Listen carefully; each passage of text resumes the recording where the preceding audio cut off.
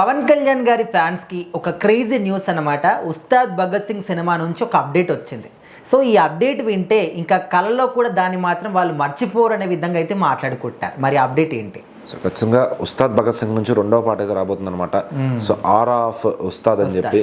So ఈ పాటలో పవన్ కళ్యాణ్ గారిని ఎలివేట్ చేసే విధంగా ఒక సాంగ్ ఉండబోతుంది ఇది.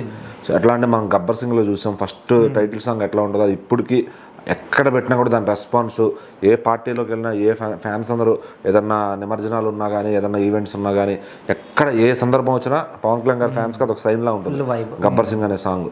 సో ఆ రేంజ్లోనే మళ్ళీ దీన్ని కూడా తయారు చేశారు దేవిశ్రీ ప్రసాద్ గారు. ఇంకో 10 ఏళ్ళైనా సరే ఈ పాట చెక్కు చెదరద్దు అని చెప్పి మాట్లాడుతున్నారు. సో మరి ఈ పాటలో కూడా తల ఎత్తుకుని జెండా నివ్వు అనే ఆ టైప్లో అలాంటి కొంచెం ఎలివేటెడ్ లిరిక్స్ పడ్డాయని చెప్పి తెలుస్తుంది. సో అవన్నీ మనం బయటకు చెప్పకూడదు. సో సాంగ్ వచ్చేది కూడా చాలా అంటే స్టైలిష్ గా కనిపిస్తాయి పవన్ కళ్యాణ్ గారి లుక్స్ అని చెప్పేసి అంటే ఆటోమేటిక్ గా ఆయన్ని యూటిలైజ్ చేసుకుంటే చాలా మోర్ స్టైలిష్ గా చూపించవచ్చు. బట్ ఆయన ఏంటంటే రాజకీయాల్లోకి వెళ్ళిపోయి సింపుల్ గా ఆయన ఏదో వైట్ అండ్ వైట్ లా కనిపిస్తున్నారు. కానీ ఆయన ప్రెజెంటేషన్ కుమ్మేయాలంటే డైరెక్టర్ గా ఎంత వాడుకుంటే అంత ఆయన అంత రెడీ అవుతారు కూడా. కాకపోతే ఏంటంటే ఇది ఈ ఫేజ్ లో ఉండటం వల్ల అలా ఆయన మిస్ అవుతున్నారు ఫ్యాన్స్ అంతా. సో పవర్ స్టార్ అనే ఇది. సో మరి ఈ సినిమాతో ఆల్రెడీ ఓజీతో ఒక సాలిడ్ కంబ్యాక్ ఇచ్చారనమాట.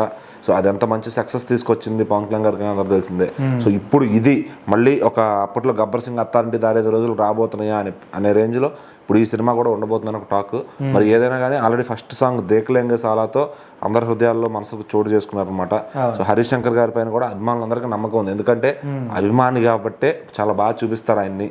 సో చాలా కేర్ తీసుకుని చాలా మంచి సినిమా తీస్తుంటారు అనే ఒక నమ్మకం అయితే ఆయన పైన ఉంది.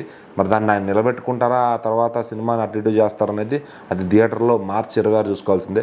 మరి ఈ సాంగ్ మాత్రం ఫిబ్రవరి 22 వచ్చేస్తుంది. యాక్చువల్గా శివరాత్రికి రిలీజ్ అవ్వాలి. కొన్ని కారణాల వల్ల టెక్నికల్ ఇష్యూస్ అని చెప్తారు వాళ్ళు, ఎందుకో కుదరక. సో ఆ రోజుకి పెట్టుకుంటున్నారు అనమాట. సో మరి ఇంకా ఆ సాంగ్ వచ్చిన తర్వాత మరి అది ఏ రేంజ్లో ఇంపాక్ట్ చూపిస్తుంది, ఎన్నేళ్ళు ఫ్యాన్స్ గుండెల్లో ఉండిపోతుందో సాంగ్ అనేది చూడాల్సింది.